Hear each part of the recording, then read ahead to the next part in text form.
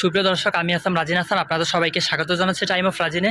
এবং একটা বিষয় দেখার পর আমার খুবই খারাপ লাগলো, সেটা হচ্ছে আপনারা দেখতেই পাচ্ছেন এখানে কাঁটা জাতীয় রড দিয়ে ইয়ে করে রাখছে যাতে কেউ এখানে ঢুকতে না পারে।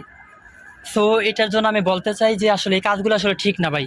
কারণ মানে যে যেতে চাইবে ওই দিক দিয়ে, ও কিন্তু আসলে এখানে যদি কোনোভাবে উনি যদি আটকায় যায় তাহলে এটা দায়ভার কে নেবে বলেন। আর মানে আমি সরকারের কাছে আমার আকুল আবেদন যে আপনারা এইগুলো একটু দেখবেন যাতে এরকম কাঁটা জাতীয় কিছু যাতে না থাকে।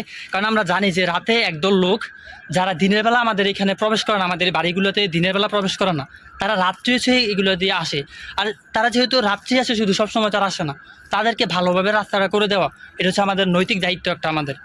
আর এরকম আমি চাই যে যে কোনোভাবেই কয়েকদিনের মধ্যে আমাদের এগুলো যে বাংলাদেশে যত গেট আছে এবং কাঁটা জাতীয় দেওয়ালের মধ্যে এগুলো আছে, এগুলো আমরা বন্ধ করতে চাই। কোনো কথা নাই, এগুলো যেভাবে হোক আমাদের এগুলো বন্ধ করতে হবে।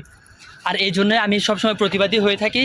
আমাদের একটা আপু এরকম বিষয় নিয়ে কথা বলেছেন, সমসাময়িক বিষয় নিয়ে, সমস্যা সংক্রান্ত, এবং বর্তমানে আমি কথা বলছি এই বিষয়টা নিয়ে।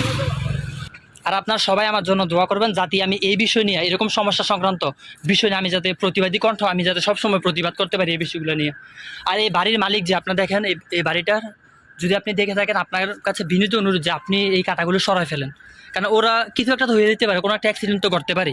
যদি ওনারা যদি এই রাত্রে যে বিশেষ ধরনের লোক ওনারা যদি এখান দিয়ে প্রবেশ করে, সমস্যা কিন্তু হইতেই পারে ভাই। তো এর দায়ভার তো আর আপনি নেবেন না, বুঝলেন নাই।